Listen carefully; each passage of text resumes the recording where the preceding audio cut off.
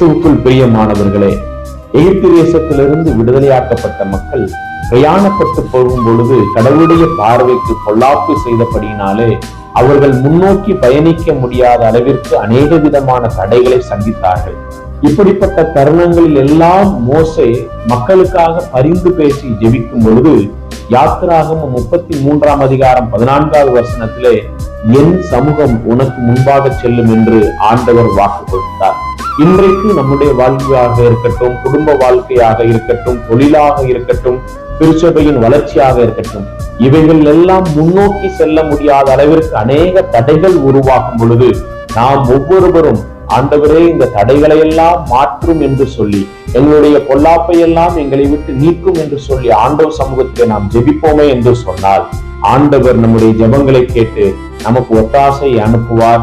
அவருடைய சமூகம் நமக்கு முன்பாக செல்லும். May God bless you.